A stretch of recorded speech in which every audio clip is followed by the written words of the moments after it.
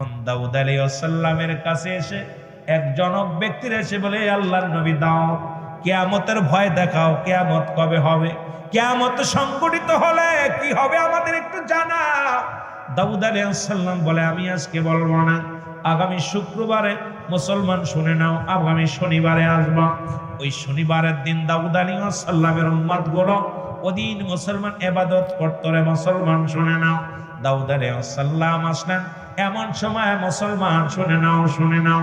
এর দাউদ আলাইহিস সালাম বলে, আগামী শনিবারে আসলে গো তোমাদেরকে আমি দেখাইবো কিয়ামতের ময়দান কেমন হবে, হাসরের ময়দান কেমন হবে, হাসরের ময়দানে কেমন ভয়াবহতা হবে আমি তোমাদের জানাইয়া দিব। ও মুসলমান শুনে নাও।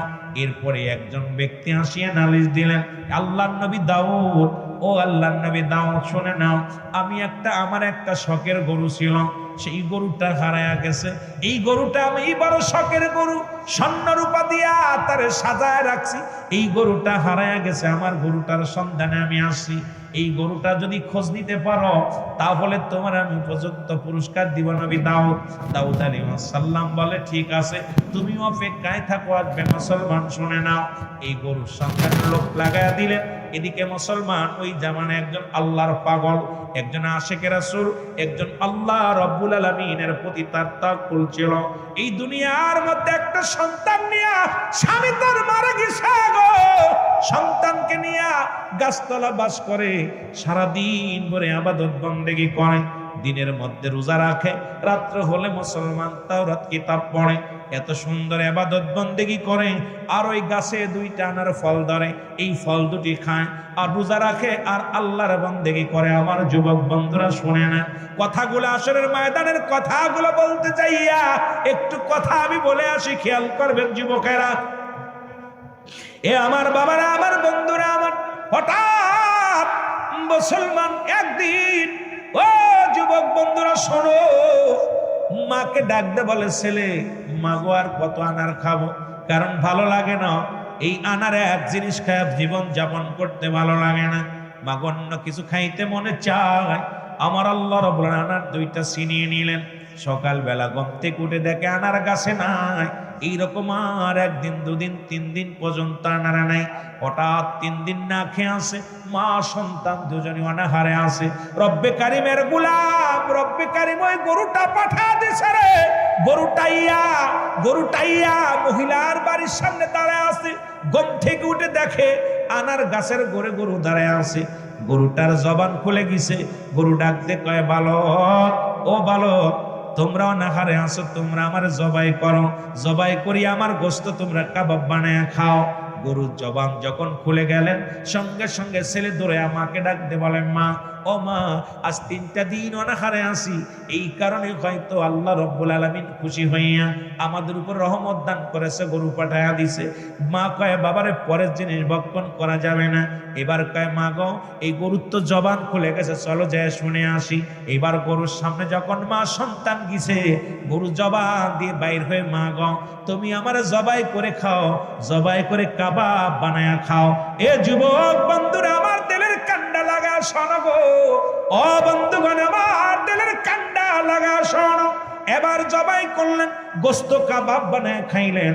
এদিকে এক মহিলা খোঁজ করতে করতে যখন মুসলমান ওই বাড়ির মধ্যে প্রবেশ করলেন, মহিলা কয়, আমি ক্ষুধার্ত অবস্থায় আছি, আমার একটু খাবার দাও। ওনাকে গোশত খাওয়াইলেন, আর যাবার সময় একটু গোশত দিয়ে দিলেন। কয়, মা গো, তুমি একটু গোশত নিয়ে যাও, কাবাব করেছি, কিছু গোশত বেঁচে আছে, এটা তুমি নিয়ে যাও, এটা তুমি নিয়ে খাইও। আমার বন্ধুগণ, এই গোশত নিয়ে দাউদ আলাইহিস সালামের জামানায় ওই ব্যক্তির কাছে যা বললেন, হুজুর, এইলান আপনার গরুটা যে জবাই করে খেয়েছে এই গ্রামের অমুক ব্যক্তি, এই নেন তার প্রমাণ, আমি গোশত নিয়ে আইছি। সঙ্গে সঙ্গে ওনাকে দাউদ আলাইহিস সালামের কাছে বিচার চলে গেল। দাউদ আলাইহিস সালাম লোকদের তাকে ধরে আনলেন, বাড়ির মধ্যে ধরে আনলেন, বললেন, এ বাবা, তুমি যে গরুটা জবাই করলা, এই গরুটা বাবা তুমি কেমনে জবাই করলা, এটা তো তোমার গরু না। বলে হুজুর বেয়াদবি মাফ করবেন, আমরা 3 দিন অনাহারে ক্ষুধার্ত অবস্থায় পড়ে আসি, খানা খাই না বাপ, আমার মা জননী আর আমি 3 দিন অনাহারে আসি। রব্বে কারিম আনার গাছে 2টা করে আনার ধরাইতো, এই আনার 2টি খাইতাম, আমাদের ভুলের কারণে রব্বে কারিম সে আনার 2টি কেড়ে নিছে। এখন 3 দিন অনাহারে আল্লাহ রাব্বুল আলামিন দয়া করে গরুটা পাঠায়া দিছে। এই গরুটার জবান খুলে বলছে আমাদেরকে জবাই করো, আমাকে জবাই করে কাবাব বানায় খাও। এরপরে আমরা জবাই করে খেয়েছি হুজুর, আমরা তো বিনা কারণে খাই নাই, বিনা অনুমতিতে খাই নাই। এদিকে মুসলমান রব্বুল আলামিন জিবরিলকে পাঠায়া দিলেন, যাও দাউদ আলাইহিস সালামের কাছে যেয়ে বলো যে গরুটা খেয়েছে ওই গরুর মালিক নিজে, যে মালিক সেই জবাই করে খেয়েছে। যিনি গরুর মালিক বলে দাবি করে আসলে প্রকৃত সে মালিক নয়, মালিক যিনি সেই জবাই করেছে। জোরে জোরে চিল্লায়া বলা যাবে না মারহাবা। দাউদ আলাইহিস সালামের কাছে জিবরিল এসে, হুজুর আজকের খেলা হবে। কি খেলা? যার গরু সেই তো জবাই করে খাইছে, মালিক আসল মালিক। হুজুর ওই যে লোক দাবি করছে ওর গরু না, ও চোর। দাউদ আলাইহিস সালাম ওনাকে বলে, ভাই গরুটা কি আপনার? বলে হ্যাঁ আমার গরু, আমি স্বর্ণ রূপা দিয়ে সাজায় রাখছি গরুটা তাও। জোর গলায় বলছে আমার গরু। দাউদ বলে আপনার গরু না, আমার গরু, গরু আমার। দাউদ আলাইহিস সালামকে জিবরিল আমিন ডাক দিয়ে কয়, হুজুর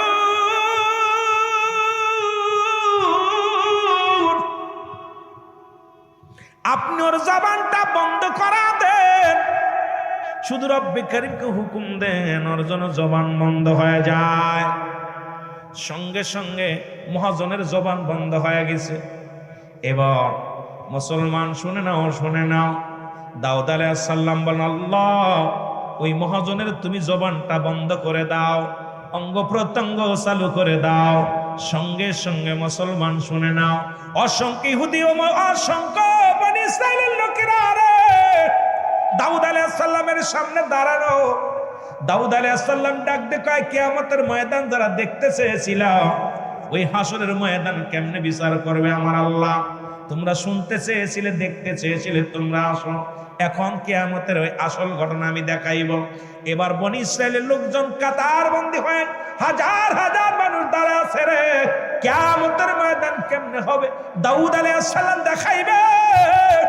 সঙ্গে সঙ্গে অঙ্গ প্রত্যঙ্গ থেকে আওয়াজ বাইর হয়ে গেল। হাত বলে, হাতের মুখ খুলে গেছে, হাতের 5টা 10টা আঙ্গুল বলতেছে, দাও আল্লাহর নবী দাউদ এই গরুটা আমি এই হাত দিয়ে চুরি করেছিলাম। ওই ব্যক্তি, ওই ছেলেটার বাবার সঙ্গে ব্যবসা করতে ওই মহাজন, ওরে একদিন ষড়যন্ত্র করে ব্যবসার কাজে বাইরে ছিল, পথের মধ্যে যাইয়া এই বালকের বাবাকে মেরে ফেলেছে মহাজন। মেরে তার স্বর্ণ রূপা অলংকার যা ছিল সব ছিনিয়ে নিছে। আর আমার এই হাত দিয়ে গরুটার ছিনে আনছে, এই গরুটার মালিক হলো এই ছেলে।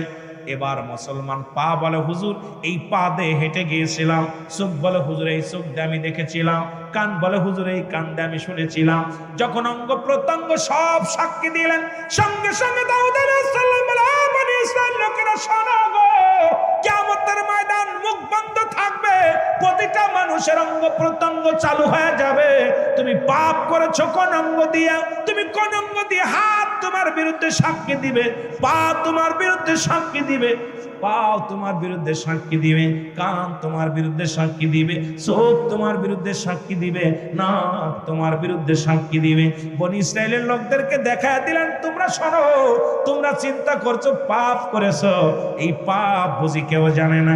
তোমার সমস্ত অঙ্গ প্রত্যঙ্গ কিয়ামতের ময়দানে সাক্ষী দিবে। জোরে জোরে চিল্লায় বলা যাবে না আল্লাহু আকবার।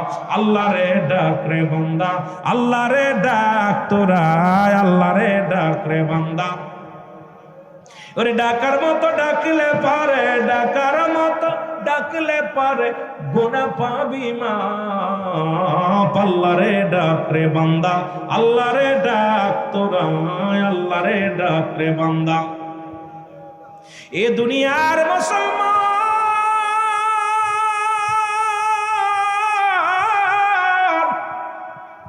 এই জন্য বললাম 3 নম্বর বিপদ হলো কিয়ামতের ময়দান।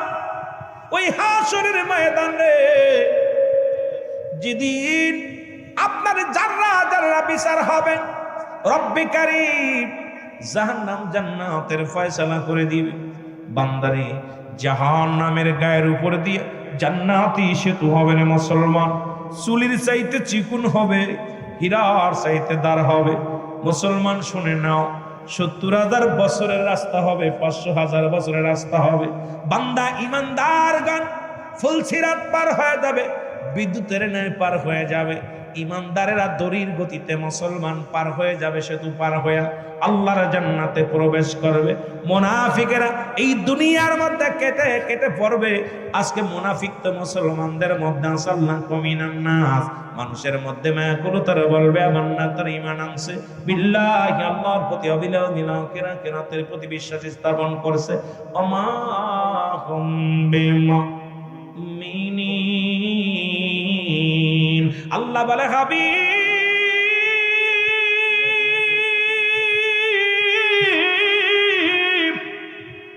এ আমার নবী শোনো গো, ওই মানুষের ভিতরে ধোঁকাবাজ, মানুষের মধ্যে বেঈমান, মানুষের মধ্যে মুনাফিক। এই জন্য আল্লাহ কমিনান নাস, নাস শব্দের অর্থ মানুষ। এই মানুষের মধ্যে অসংখ্য ধোঁকাবাজ। আজকে দুনিয়ার মধ্যে আগমন করলাম, দুনিয়ার মধ্যে দুনিয়া দুনিয়া দুনিয়া দুনিয়া করে কাটায় দিলাম। ওই হাসরের ময়দান বড় কঠিন হবে রে বাবা। ওদিন কোনো পিতা পুত্রের পরিচয় চলবে না, সম্পদের পরিচয় চলবে না, ক্ষমতার পরিচয় চলবে না। ওদিন চলবে শুধু ঈমানের পরিচয়, আমলের পরিচয়। রব্বে কারীম যেন সবাইকে আমল করে যাওয়ার তৌফিক দান করে। জোরে বলো না আমিন। একটু মহব্বতের সঙ্গে দুরূদ শরীফ পড়ুন। আল্লাহুম্মা 12:30 বেজে গেছে।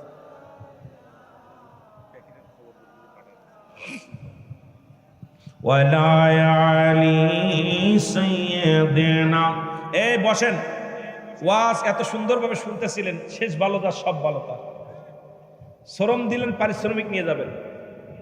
12:30 বেজে গেছে। আমি 12টার ভিতরে ছেড়ে দেওয়ার নিয়ত ছিল, শুধু বক্তার একটু বিশেষ কাজের জন্যে আধা ঘন্টা পরে আমি আসছি। তবে ভাইজান তাড়াতাড়ি যখনই ফোন দিয়েছে তার ছেলে আমাকে সঙ্গে সঙ্গে পাঠাই দিছে। আমি 10টায় দাবি করছিলাম, বলছে ভাইজান 10:30 ইনশাল্লাহ। ঠিক টাইমে আমাকে মাইকটা দিছে। ধন্যবাদ জানাই। তারা কথায় এলোমেলো করে নাই, এ কথা কাজ দুইটাই ঠিক রাখে। আপনারাও সুন্দরভাবে আলোচনা শুনতেছেন। আর 12:30 বেজে গেছে, আমিও প্রায় মোনাজাত দিতে দিতে একটা পার হয়ে যাবে। সুতরাং আপনাদের কার কষ্ট দিব না, আমিও ছেড়ে দিব। আমি ঈমান আকীদা নিয়ে কয়েকটা কথা বলছি, প্রায় 1 ঘন্টা কথা বলছি, ওদিকে ওই সাইডটা কথা বলছি।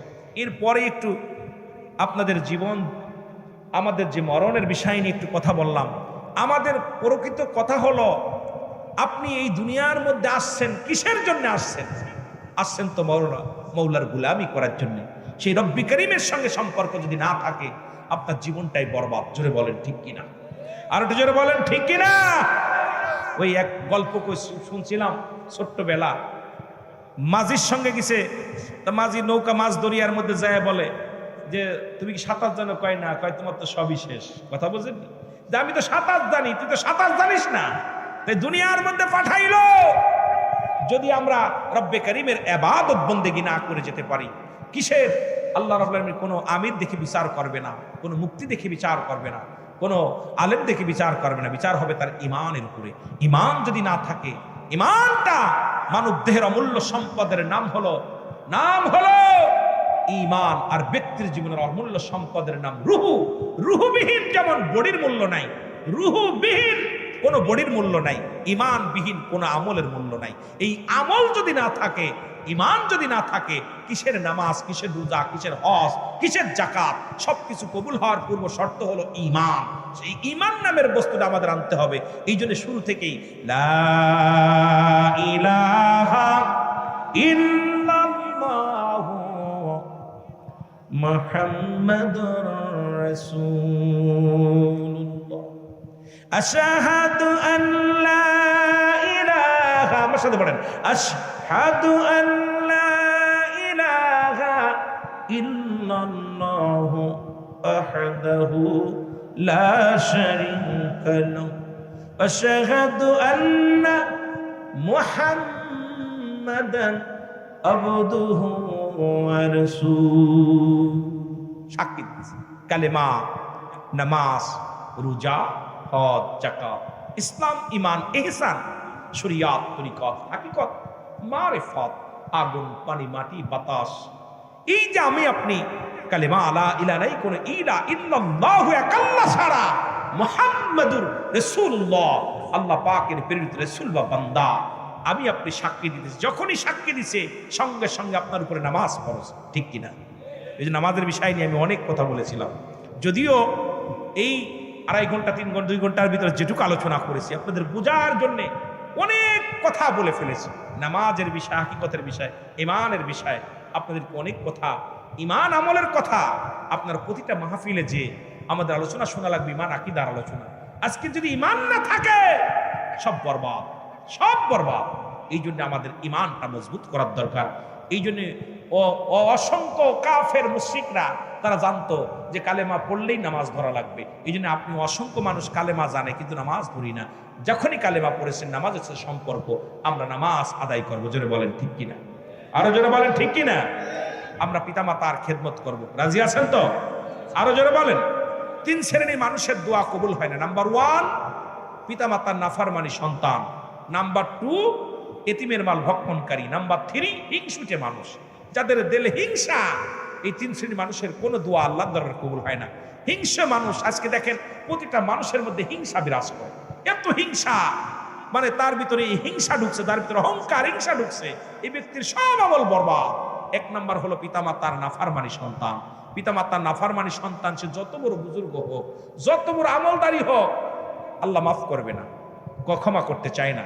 নাম্বার 2 এতিমের মাল ভক্ষণকারী। আমরা যেন এতিমকে না ঠগাই, এতিমের সঙ্গে যেন ভালো ব্যবহার করি। আমার বাবারা, আর আরেকটা কথা বলি, আমার অনেক মা বোনেরা আসছেন যারা বিয়ে করেন নাই, একটু হাত তোলেন দিদি, কয়জন অব্যক্ত আছেন? যারা অব্যক্ত কয়জন আছেন? মারহাবা। এই এই এই বড়গুলো ওডে ওডে বিয়ে করে দেখছেন, কটটুক ছেলে বিয়ে করছে, হাত বেশ টাকা। তুই বিয়ে করছিস না বাবা? বলছি যারা বিয়ে করেন একটু হাত তোলেন না, হাত তোলেন। আমি আগেই বলছি বাবা, আমি রং তামাশাতে ওয়াজ করতে পারি না, এটা আমি শিক্ষা নিই নাই। কারোর গিবাত করা, রং তামাশা করে ওয়াজ জীবনে শিখি নাই। যত পর্যন্ত মাঠে থাকবো, আমি চাই শ্রোতার চোখ দিয়ে একটু পানি আসুক, আমি চাই অন্তরটা কাঁদুক, যদিও চোখে পানি আসুক, হৃদয়টা একটু কাঁদুক, বেদনায় ভরে যাক, রব্বে কারিম যেন ক্ষমা করে। ভাই, এই দুনিয়ায় রং তামাশা কয়দিন থাকবেন? যারা বিয়ে করেন নাই, আপনার সুলাইমান পয়গম্বর যখন বয়স হয়ে গেল, বিয়ে করবে, উজির এসে বলে হুজুর আপনার তো বয়স হয়ে গেছে, বিয়ে করবেন না? তিনি বললেন, এলহামের মধ্যে আল্লাহ রাব্বুল জানাই দিয়েছে, সুলাইমান পয়গম্বর তুমি উজিরকে বলে দাও যে 5টা গুণের গুণান্বিত যে নারী আছে তাকে বিয়ে করতে। কয়টা গুণ? জোরে বলেন কয়টা গুণ? আরো জোরে বলেন কয়টা গুণ? আমি আজকে আপনাদেরকে বলে যাই যে 5টা গুণের গুণান্বিত নারীদের বিয়ে করলে দুনিয়া থেকে সবচেয়ে শান্তি, সবচেয়ে সুন্দর জীবন, সুখী জীবন, শান্তির জীবন, জান্নাতি জীবন। বলবো নাকি? জোরে বলেন বলবো? আমার বাজানেরা আছেন, আপনারা শুনবেন, মারা আছেন, অনেক মা বোন আছে না, শুনবেন। 5টা কয় গুণ? কয়টা গুণ? 5টা গুণ। 5টা গুণের গুণান্বিত নারী, এই 5টা গুণের গুণান্বিত অল পৃথিবী অল ঘুরে ঘুরে মাত্র 4টা গুণের গুণান্বিত পাইছে, 1টা গুণ পাই নাই। মাত্র 4টা গুণ পাইছে, 1টা গুণ পাই নাই। আর আমাদের 5টার দরকার নেই, 3টে গুণ, নিম্ন কাতারে 3টে গুণ দরকার, 3টে থেকে 4টে গুণ প্রয়োজন আমাদের। নাম্বার ওয়ান হলো সতীত্বর আমানতদারি। মারহাবা বলেন না? আরো জোরে কথা বোঝেন? সতীত্বর আমানতদারি। কোনো মেয়ে তার সতীত্ব নষ্ট করে নাই, একমাত্র স্বামী ব্যতীত তার সতীত্ব নষ্ট করে না। আজকে আমার সমাজ খালাতো ভাই, মামাতো ভাই, ফুফাতো ভাই শেষ করে দিচ্ছে, সতীত্বর সর্বনাশ করতেছে। আজকে তাদের চেহারা দেখা হারাম, স্বাস্থ্য ভাইয়ের চেহারা দেখা হারাম, খালাতো ভাইয়ের চেহারা দেখা হারাম। মুফতি সাহেব আছেন, মৌলানা সাহেব আছেন, আমার সঙ্গে আসেন, চ্যালেঞ্জে আসেন, কথা বলেন। ফুফাতো ভাই, খালাতো ভাই, মামাতো ভাই, দেওর, এগুলো দেখা সম্পূর্ণ হারাম, যাদের দেখা দেয়া সম্পূর্ণ হারাম। কিন্তু এটা তো আমরা ইসলামের বিধান মানি না। একটা ফ্যামিলির মধ্যে অনেক আলেমের ঘরেও নাই। কারণ এই জন্য তো, যেমন নামাজ ফরজ, পর্দাও ফরজ, ঠিক কিনা? নামাজ ফরজ, পর্দাও ফরজ। এই পর্দার বিধান বাংলাদেশে নাই। আমি চাচ্ছি আল্লাহ এমন একটা দল, এমন একটা মানুষ ক্ষমতায় আসুক যারা সর্বপ্রথম নামাজ এবং পর্দার বিধানটা কোনের আইনটা চালু করুক। জোরে বলুন আমিন। আরো জোরে বলুন আমিন। অনেক দেখেছি, আর দেখতে চাই না। আমরা দেখতেছি শান্তি। জোরে বলেন ঠিক কিনা? নামাজও ফরজ, পর্দাও ফরজ। কোনটা ছাড়বেন? কোনটা ছাড়বেন? পর্দা। সতীত্বর আমানতদারি। আজ থেকে মামাতো ভাই, খালাতো ভাই, ফুফাতো ভাই এগুলো দেখা হারাম, এদের চেহারা দেখা হারাম। আর এদের সাথে হাত ধরে এক বিছনায় শুচ্ছে, কথা বলতেছে, টিভি দেখতেছে, মোবাইল টিপতেছে, অসংখ্য বাড়িতে, অসংখ্য। এই জন্যই বলি বক্তাকে দাওয়াত দিলে আগে বক্তার বাড়ি যাবেন। ওই বক্তার বাড়ি দেখবেন বিশাল টিভি, বউ বেপর্দায়, ভাই বেপর্দায়। এই জন্য আমি বলবো খালি ইউটিউব দেখে দাওয়াত দিবেন না। বক্তা খোঁজে টাকা, শ্রোতা খোঁজে সুর, আর কমিটি খোঁজে ভাইরাল। খুব ভাইরাল আছে, ভাইরাল দেখার আগে ওই বক্তার বাড়িতে যাবেন। আমি আপনার পাবনার তো অনেক মানুষ আমার বাড়িতে গেছে। সাতিয়া থেকে কয়েকদিন আগে এক গাড়ি বইরা বাড়িতে গেছে, আলহামদুলিল্লাহ। যদিও আমি বলি, বারবার বলি যে বক্তার খোঁজ খবর নেবেন। অনেক বক্তার বউ বেপর্দায়, অনেক বক্তার বউ কন্ট্রোল করতে পারে নাই, বাড়ি কন্ট্রোল করতে পারে নাই, বাইরে এসে কান্নাকাটি ওয়াজ করতেছে, অসংখ্য এরকম। এই জন্য বক্তার কথায় তাসির নাই, বক্তার কথায় মানুষ আমল করে না। নিজেই তো নামাজ পড়ি না, নিজেই তো আমল করি না, আরেকজনকে বুঝাইলে কেমনে বুঝবে? বেপানা, বেহায়পানা, ফাইসা কথা জবান দিয়ে এসে যায়। কেন আসে জানেন? কেন ওই ফাইসা জগৎ নিয়ে এসে ব্যস্ত থাকে সবসময়। এই জন্যে তার জবান দিয়ে ফাইসা কথাগুলো বেশি বাইরে হয়। যেটা বলেন ঠিক কিনা? রাগ করেন? রাগ করেন? দাওয়াত দিলাম আমার বাড়িতে 1 এপ্রিল মাহফিলে যাবে। 1 এপ্রিল আমার মাদ্রাসায়, মা আমিনা সিদ্দিকিয়া মডেল মাদ্রাসায় বিশাল ব্যাপী এক মাহফিল হয়। বাংলাদেশ থেকে অনেক গাড়ি ঘোড়া যায়, আপনারা যাবেন। আমিও পরের বাড়ি খাই, আমিও চিন্তা করি একদিন মানুষকে খাওয়াবো। এই জন্য আমিও প্রোগ্রাম করি, বিশাল প্রোগ্রাম করি, বাড়িতে একটা করি, মাদ্রাসায় একটা করি, মাহফিল করি। সেটা কারোর কাছে 10টা টাকা আমি নিই না, আমি সবার জন্য দাওয়াত দিই যে আপনারা যাবেন। বিশেষ করে 1 নাম্বার সতীত্বর আমানতদারি। 1 নাম্বার কি? জোরে বলেন, 1 নাম্বার কি? সতীত্বর আমানতদারি। 2 নাম্বার পর্দাশীলতা নারী। 2 নাম্বার কি? আরো জোরে বলেন, পর্দাশীলতা নারী। 2 নাম্বার কি? এই নারী জীবনেও পরক্রিয়া করবে না, অন্যর হাত ধরবে না। যে ব্যক্তি সতীত্ব অন্যের কাছে লন্ডন করে না, সে স্বামী ছাড়া কিছু বুঝবে না, সে স্বামীর হক নষ্ট করবে না, স্বামী ছাড়া অন্য কারোর চিন্তাও মাথায় আসবে না। এই যে 2 নাম্বার হলো আপনারা আমল। আপনার কি 2 নাম্বার? পর্দাশীলতা নারী। 3 নাম্বার আমলধারী নারী। সুবহানাল্লাহ বলেন না? আমল করে যে ব্যক্তি, যে মহিলাটা আমল করে, যে ব্যক্তির ভিতর অন্তরের ভিতর আল্লাহর ভয় আছে, আমল করে। 3 নাম্বার হলো, 4 নাম্বার হলো রূপবতী, গুণবতী। গুণ আছে, রূপ নাই, গুণ আছে। এই মেয়ে কোনোদিন আপনার ঠগাবে না। সে মেয়ে হাজারো কষ্টে থাকবে, স্বামীর জন্য পাগল থাকবে। এই জন্যই আমরা আগের যুগের মানুষ যখন বিয়ে থাও হতো, আগে বংশ পরিচয় খুঁজতো, ওর বাপের নানার বংশ, মামের বংশ। এখন তো সুন্দরী পুজোরি, সুন্দরী চেহারা দেখলে সে মুসির হোক আর মেতর হোক, হাত ধরে টানাটানি শুরু করি। আর এই সুন্দরী জাতি, হে বৎস হুঁশিয়ার, ওই সুন্দরী মহিলা তোর জাতকে শেষ করে দিবে। কারণ সুন্দর দেখিস না, গুণ দেখ, আগে গুণ দেখ। গুণবতী মেয়ে কখনো আপনার সংসার ধ্বংস করবে না, আপনাকে আপনার জন্য শান্তি নিয়ামত বয়ে আনবে। 4 নাম্বার হলো আবার 5 নাম্বার হলো আমার বাবারা, পৃথিবীর মধ্যে আপনার স্ট্যান্ডার্ড ফ্যামিলি, যেটা আদর্শবান নামাজি ফ্যামিলি। আজকে আমরা প্রতিজ্ঞা করব, কোনো ঘুষখোরের মেয়ে বিয়ে করব না, কোনো সুদখোরের মেয়ে বিয়ে করব না, কোনো গাঁজাখোর, মদখোর, মাতালের মেয়ে বিয়ে করব না।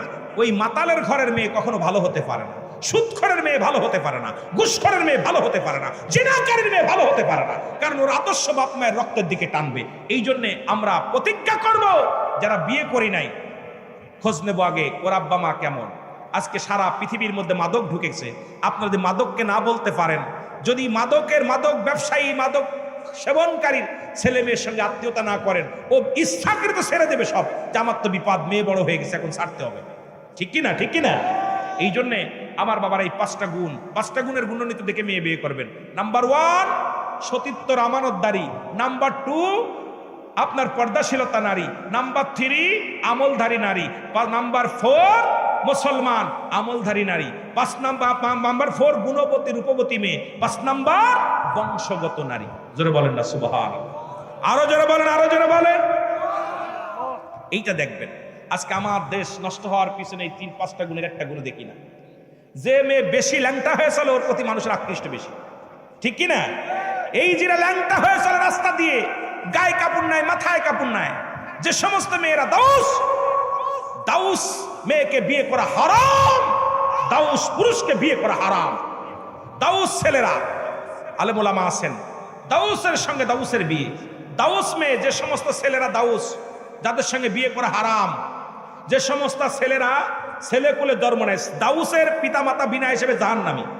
ভালো করে লিখে নেন, দাউসের পিতামাতা বিনা হিসেবে জাহান্নামে যাবে। তার দাউস ছেলেরা, যে সমস্ত ছেলেরা ছেলেকুলে জন্ম নিয়ে কান ফুরায়, নাক ফুরায়, গলায় চেন দেয়, হাতে ছুরি দেয়, মেয়েদের মতো কথাবার্তা বলে, মেয়েলি মেয়েলি ভাব দেখায়, এই সমস্ত পিতা, তাদের পিতামাতা বিনা হিসেবে জাহান্নামে যাবে।